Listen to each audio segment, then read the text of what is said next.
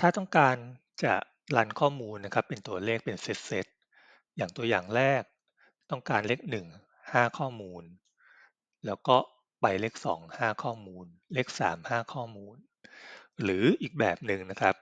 ต้องการรันเลข1ถึงเลข5เป็นเซตที่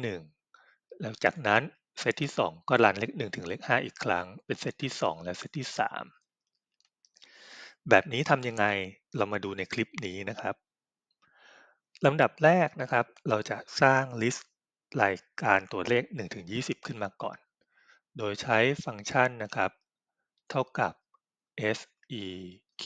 ตัว sequence ตัวนี้นะครับผมกดแท็บเพื่อเลือกนะครับจากนั้นจำนวนโลผมพิมพ์20หมายความว่าเราต้องการข้อมูลจำนวน20โลวงเล็บปิด enter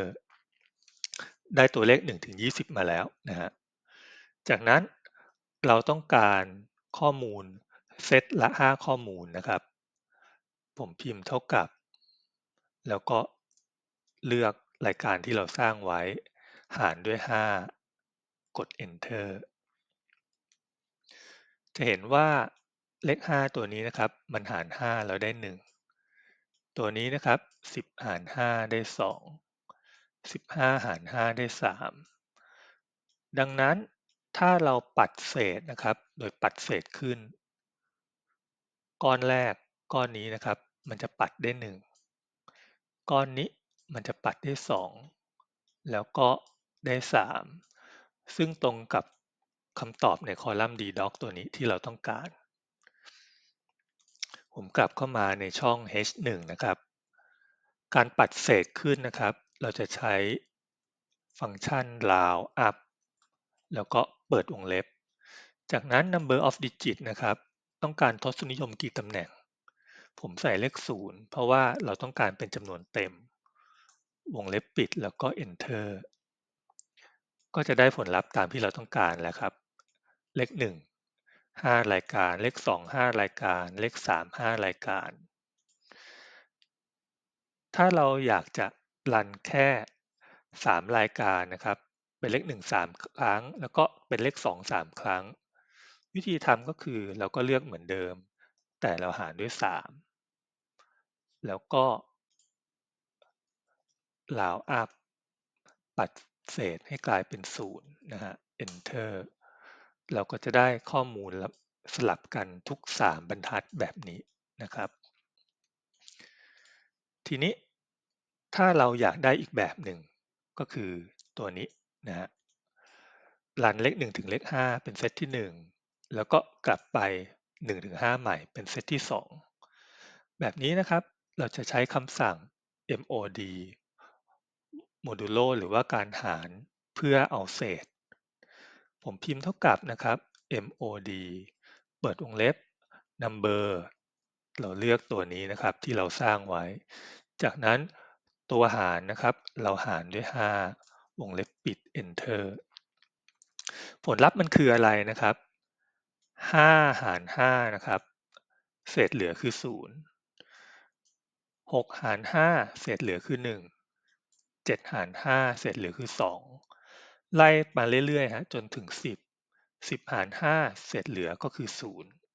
0ดังนั้นเราจะได้ข้อมูลก็คือ1ถึง4แล้วก็0ถึง4 0ถึง4เราต้องการรันให้ถึงเลข5นะครับดังนั้นตัวนี้นะครับเราก็บวกไปอีก1มันจะได้รันถึง5แบบนี้เป็น1ถึง5แล้ว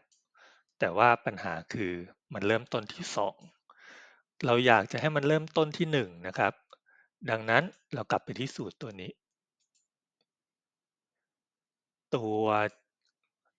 number ช่อง G1 นะครับเราลบออก1แล้วก็ enter แบบนี้ครับเราก็จะได้เป็นเซตละเซตแรก1-5เซตที่21-5ถ้าเราอยากจะรันเป็น1-4บ้างเราลองดูผมพิมพ์เท่ากับนะครับแล้วก็ mod เลือกคอลัมน์ที่เราต้องการอ้างอิงนะครับก็คือคอลัมน์นี้จากนั้นตัวหาร เราต้องการรันถึง1ถึง4นะครับ1ถึง4เรากด4ตัวหารเป็น4วงเล็บปิด enter ผลลัพธ์ออกมาเป็น0 1 2 3 0 1 2 3เราต้องการให้ถึง4แสดงว่าเราก็บวกขึ้นไปอีก1ตอนนี้นะครับมันได้เป็น1ถึง4แล้วอันนี้ก็1ถึง4แต่ว่าตัวนี้นะครับมันเริ่มต้นที่2เราอยากให้เริ่มต้นที่1ดังนั้นตัวนี้เราก็ลบออก1แล้วก็ enter ก็จะได้ชุดข้อมูลนะครับ1ถึง4เป็นเซตแบบนี้ลองเอาไปปรับใช้กันได้นะครับแล้วพบกันใหม่คลิปหน้าครับ